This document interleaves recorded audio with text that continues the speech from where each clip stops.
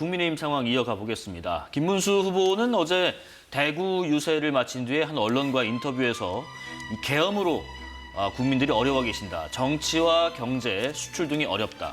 이 고통을 겪는 국민들에게 죄송스럽게 생각한다라는 말을 했습니다. 이러다 보니까 계엄에 대한 김문수 후보의 첫 사과 메시지로 해석되는데 민주당과 국민의힘 반응은 엇갈렸고요. 관련 발언 듣고 두 분 생각을 여쭤보겠습니다.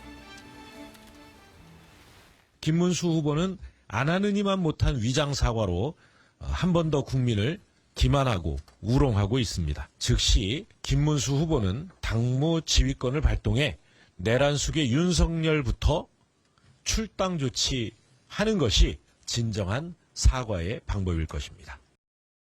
후보가 정말로 가지고 있는 생각, 이 대한민국에 대해서 어떤 생각을 가지고 있는지 이런 부분에 대해서 어제 그 인터뷰도 저희 캠프와는 어떤 생각을 공유하고 있긴 하지만 저희가 무슨 원고를 써서 드렸다거나 이런 것들이 전혀 아니기 때문에 저희는 처음부터 끝까지 우리 후보의 진심을 믿습니다.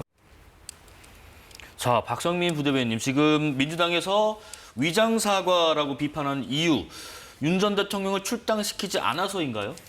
그런 부분도 핵심적인 요인입니다. 네. 그러니까 사실 김문수 후보가 계속 그동안 경선 과정에서 얘기했던 게 뭡니까? 경선이 끝나고 나서 이제 본인이 후보가 되니까 당무 우선권이 나에게 있다라고 이야기를 하면서 네. 사실 당에서 이제 행사할 수 있는 영향력에 대해서 이야기를 계속 해왔잖아요. 근데 지금 보면 사과는 하면서도 윤석열 전 대통령에 대해서 출당 조치는 안 한다라는 식으로 이야기를 하고 있거든요. 네네. 그러니까 이것 자체가 사과에 대한 진정성이 없다라고 볼 수밖에 없는 거고, 그러니까 세 가지 요인이 있는 것 같습니다. 첫 번째, 김문수 후보가 한 사과를 자세히 살펴보시면 계엄 자체에 대해서 사과를 한다라기보다는 네. 계엄으로 인해서 국민들이 입은 피해에 대해서 좀 죄송하다라는 식으로 이야기를 하고 있습니다. 네. 근데 이 부분이 주목이 되는 이유는 김문수 후보가 3달 전에 국회에서 뭐라 그랬냐면 계엄은 대통령의 고유 권한이다.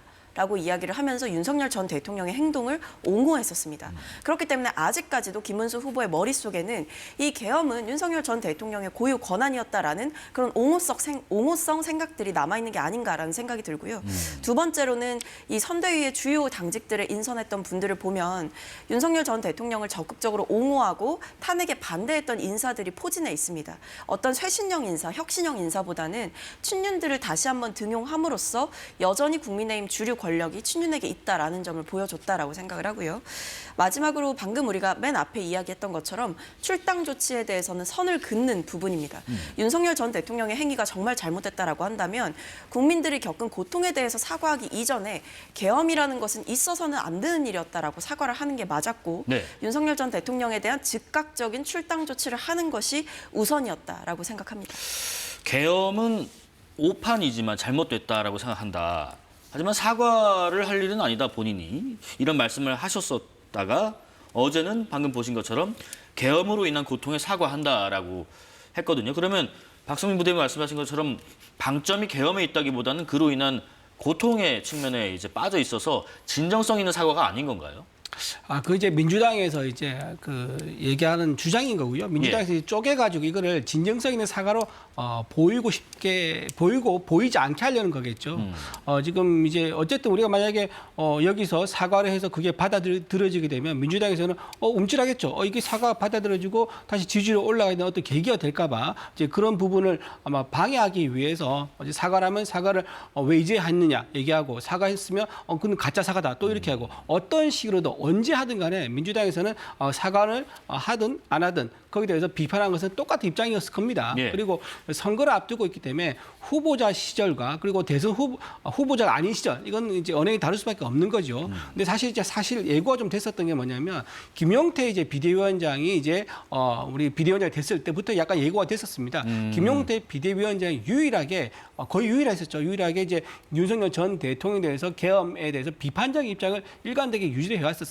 이제 그런 분을 또 최연소 국회의원이고 가장 젊고 또 수도권 인사인 김용태 의원을 비대위원장으로 앉혔을 때는 뭔가 기류의 변화가 있겠구나. 그동안 유지해왔던 김문수 후보에 대한 어떤 강성 이미지가 있습니다. 콘크리트 이미지가 있는데 이거를 극복하기 위해서 김용태 의원을 이제 비대위원장을 앉혀서 당의 전체 어떤 일관된 어떤 입장을 유연하게 만들려는 이제 그런 의도가 읽혀졌었죠. 네네. 그리고 김용태 비대위원장이 사과를 하고 나서 이어서 김문수 후보도 저렇게 사과 입장을 낸 거 보면은 지금 이제 20일 남았거든요. 아마 이제 좀 지나면 며칠 지나면 좀 더 강도가 좀 수위가 올라간 그런 입장 변화가 아마 있을 수 있겠다. 그렇게 예측을 할 수 있을 것 같고요. 예. 저는 지금 사실 이제 사과를 해야 된다고 계속 말씀하시는데 저는 민주당도 좀 사과를 해야 된다 생각합니다. 이제 이때 이제 대선 후보전에서 전과가 이렇게 많은 분이 대선 후보 된 적이 없지 않습니까? 유일무이합니다. 전과 사범위 후보를 사람을 대선 후보로 내세웠고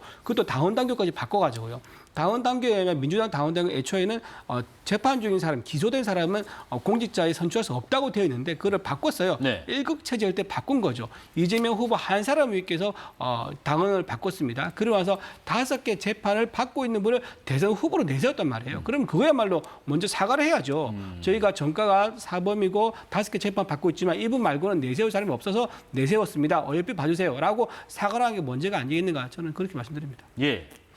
국민의힘 내부에서요, 화면에 나오는 것처럼 윤석열 전 대통령과 결별 내지는 계엄과 탄핵 반대에 대한 사과를 주문하는 목소리도 나오고 있습니다. 한동훈 전 대표가 출당을 결단하는 것을 촉구했고요.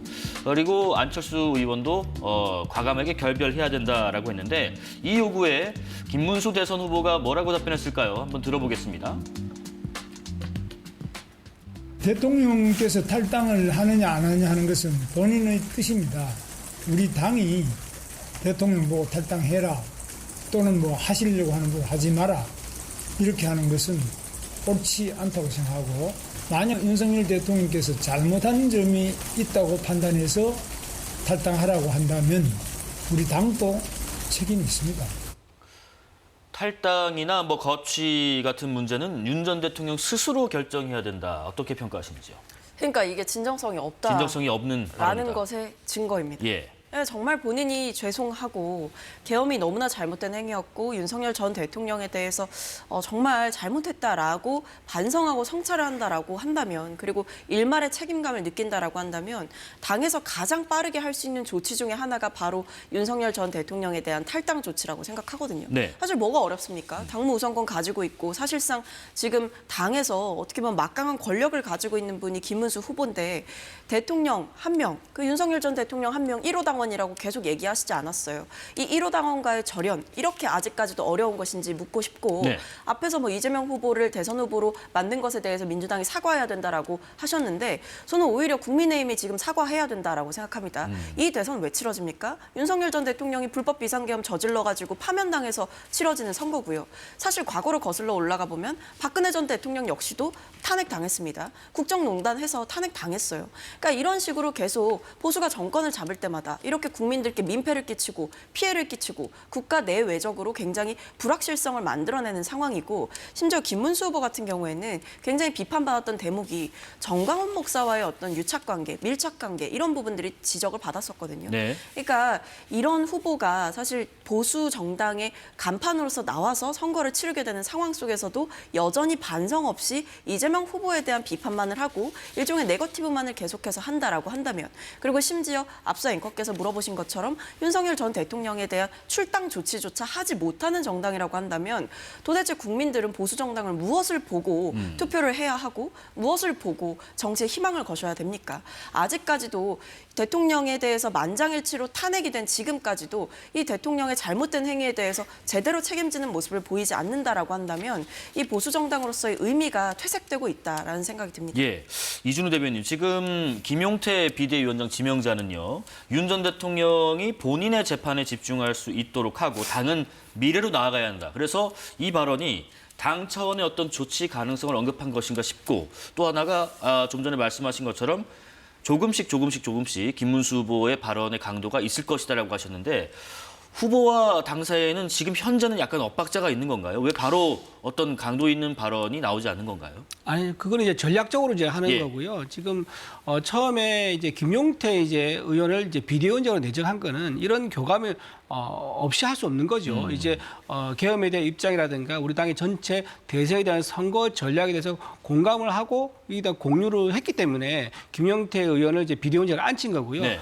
첫 포문을 이제 젊은 김용태 의원이 내는 게 자연스러운 거고 지금 저는 김용태 의원이 하는 역할이 이준석 후보가 하는 역할을 우리 국민의힘에서 하고 있다 이제 이렇게 생각하거든요. 네네. 이준석 후보가 밖에서 굉장히 강성으로 입장을 요구하고 있습니다. 지금 민주당의 입장 거의 비슷한 입장을 요구하고 있는 거죠. 그 역할 내부에서 하는 김용태 비대위원장이다 이렇게 역할을 보면 될 것 같고 다만 우리 내부의 인사이고 비대위원장이기 때문에 그 속도와 방법에 있어서는 분명히 우리 내부에서 그건 정할 일인 거지 외부에서 뭐 이재명 후보 하라 해서 우리가 하게 된다 그러면 그게 우리 민주당이 시킨 대로 하는 그건 정당 아니지 않습니까? 민주당의 역할이 있는 거고 국민의힘은 국민의힘의 역할이 있는 거죠. 네. 그래서 여기에 대해서는 우리가 전향적인 모습으로 분명히 보였다는 신호를 이미 줬고요. 거기에 대해서 어떤 식의 이제 변화가 있는지는 이번 주 내에 좀 구체적으로 좀 달라진 모습이 나오지 않을까 생각을 합니다. 예, 예, 그리고 예. 또 하나 방금 이제 정권이 바뀐 거에 대해서 말씀하셨는데 노무현 정권, 그리고 문재인 정권을 보십시오. 그 정권을 왜 바뀌었습니까? 전 대부분이 부동산 정책 실패라든가 경제 실패,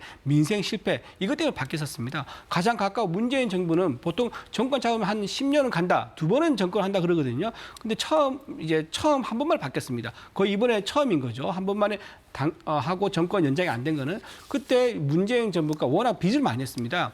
500조에 가까운 빚을 냈는데 네. 역대 건국하고 나서 문재인 정부 앞에 있는 정부가 모든 빚을 다 합해도 600조밖에 안 돼요. 그런데 이 문재인 정부는 단 5년 만에 500조의 빚을 내가지고 1000조가 넘는 빚을 만들었었어요. 그리고 부동산은 어떻습니까? 부동산 경제정책 26번이나 냈지만 전부 다 실패해가지고요. 벼락 거지란 말이 나왔습니다. 그리고 최저임금도 갑자기 너무 급등을 시키니까 소상공인들이 그걸 버티지 못하고 청년 알바하는 사람 다 잘라버린 거예요. 비정규직 다 잘라버리고. 그러니까 청년 실업자 늘어나고 이런 식으로 경제를 오히려 망친 사람이 누구냐. 민주당에서는요. 정부를 운영할 수 있는 능력이 사실 안 됐다. 그런 평가를 받았기 때문에 정부를 교체해 준 거다. 네. 거기에 대해서 오히려 민주당에서 좀 겸허하게 받아들여야 될 것이다. 저는 그래 봅니다. 네, 저는 두 가지만 좀 말씀드리고 예, 싶은데 말씀하십시오. 탄핵당해서 그러니까 대통령이 헌법을 위반하고 국민의 신임을 중대하게 배반했기 때문에 탄핵당해서 치러지는 선거와 공식적으로 어떤 선거의 절차를 정상적으로 거쳐서 이제 이루어지는 그런 정권 교체는 상당히 성격이 다르다라는 말씀을 드리겠고요. 네. 그리고 문재인 정부 때 부채를 자꾸 이제 보수 진영에서 말씀을 하시는데 코로나19가 있지 않았습니까? 왜 그 부분을 간과하시죠? 그때 당시에 선진국들을 포함해서 코로나19라는 정말 전대미문의 상황을 국가가 헤쳐나가기 위해서는 재정의 투입이 절실했던 상황임을 다시 한번 말씀드립니다. 자, 지금 이런 가운데 김문수 후보의 공식 선거운동 첫날인 어제 일부 발언이 논란이 되고 있는데 어떤 내용인지 함께 보고 계속 이야기 나누죠.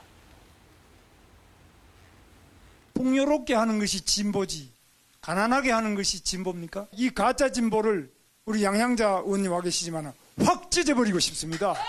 벤진 의원은 미스 가락시장 이렇게 좀 뽑았어요. 가락시장 홍보 대사님 임명장 하나. 지금 뭐 확 찢어버리겠다. 그리고 미스 땡땡 시장 뭐 이런 발언이 좀 맞지 않는 거 아닌가 하는 일부 비판도 있어요. 뭐 저건 이제 이재명 후보가 했던 언행에 맞지 않는 것에 비하면 저 정도는 저는 크게 문제가 되지 않는다고 생각합니다. 이재명 네. 후보가 그동안 공개 석상에서 보였던 언행 뭐 차마 입에 담을 수 없는 것들 많지 않습니까? 형수한테 욕설을 한다거나 무대에 올라갈 때 어린아이를 밀치고 올라간다거나 이런 것들이 있었는데 거기에 비하면 뭐 김문수 후보의 저런 언행은 저 현장에서 가락시장에서 또 송파구와 또 배현재 의혹의 지역구지 않습니까? 예. 그러니까 현장에 있던 이제 그 지역구 일을 띄워주려고 하는 얘기인데 그거야 뭐 남자면 미스터 뭐 가락시장 할 수 있는 거고요. 저 오히려 좀 프레임을 의도적으로 좀 왜곡해서 짜가지고 저렇게 공격한다 저는 그렇게 생각을 하고요. 네. 그다음에 가짜 진보 저건 가짜 진보가 맞죠. 지금 진짜 진보라 하면은 지금 이재명 후보 같이 저게 전과가 많고 재판 중인 사람을 올릴 수 있습니까? 오히려 재판을 이제 신중하게 받고 성실하게 받고 그 결과에 따라서 다시 선거에 나오든지 해야죠. 그게 맞는 거고. 네네. 찢어버리겠다. 뭐 저런 말은 국민들 많이 아실 거라 생각합니다. 그러니까 가짜를 진짜라고 둔갑시켜가지고 홍보하고 뻔뻔하게 아무것도 아닌 척 나와 관계가 없는 척하는 것은 국민들이 뭐 굳이 말 안 해도 잘 아실 거다. 저는 그런 믿습니다. 예, 박성민 부대변인. 뭐 그렇게 지나친 발언은 아니라는 해석이십니다. 아, 이거는 매우 잘못된 발언이죠. 네. 지금 뭐 배현진 의원이 엄연히 정치인이시고 그리고 다선 어떻게 보면 지금 의원 한두 번 하신 거 아니잖아요. 네. 그러니까 지금 재선의 국회의원이신가요? 근데 재선이신데도 불구하고 저 지역구에 가서 이제 하신다는 말씀이 고작 어떤 배현진 의원을 향해서 미스 뭐 가락시장 이런 발언을 하시는 거는 동료 의원에 대한 어떤 폄훼가 될 수 있는 것이고 더 나아가서는 동료 의원을 동등한 지위로서 인정을 하는 것이 아니라 혹은 동등한 정치인으로서 바라보는 것이 아니라 어떻게 보면 여성을 어떤 특정한 역할에 가둬두고 그렇게 고립시키는 그런 발언일 수가 있는 거거든요. 그리고 매우 시대착오적인 발언이죠. 사실 지금 김문수 후보가 과거 망언들을 이제 쭉 보면 어떤 성차별적인 발언, 성비하적인 발언 이런 것들도 꽤 하셨거든요.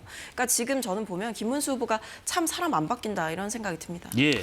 제가 좀 말씀 좀 드리면 네. 과거에 여성 문제 관련해서는 이제 민주당에서 여성 성 관련된 비가 여러 번 있었습니다. 박원순 시장도 마찬가지고 안희정 전 도지사도 마찬가지고 오거돈 전 부산시장도 마찬가지죠. 그때 민주당에서 어떻게 했습니까? 피해자를요 피해 호소자고 부르자고 얘기를 했었습니다. 그 누가 얘기했죠? 놀랍게도 여성 의원들 했습니다. 남성 의원들 아닙니다. 여성 의원 그것도 여성 운동을 밖에서 하신 여성 운동의 데모라고 불리는 분이 있습니다. 남모 의원인데요. 그분이 나서가지고 피해자고 부르지면 안 된다. 피해 호소자고 부르자고 했었고 실제 그렇게 불렀습니다. 근데 거기 제대로 사과했습니까? 민주당에서 어떤 제대로 사과했습니다. 저희 그때. 잘못했지 않습니까? 아니 피해자를 향해서 제가 그때 지도부였는데요. 피해자를 제대로 명명하지 못한 부분에 대해서 제대로 사과를 했고 그리고 피해자의 피해에 대해서도 분명하게 사과를 한 바가 있습니다. 이후에 뭐 네. 후속 사과를 한 걸로 저도 기억을 하고 있습니다. 당대표 차원에서도 사과를 했습니다. 네. 자, 그런 식으로 여성에 대한 어떤 성적인 문제가 있을 경우에 민주당에서 처음부터 정상적으로 대응하지 않고 나중에 마지막부터 떠밀려서 사과하는 그런 사과는 민주당이 지금 적어가지고 지적하는 것 좀 맞지 않다 생각합니다.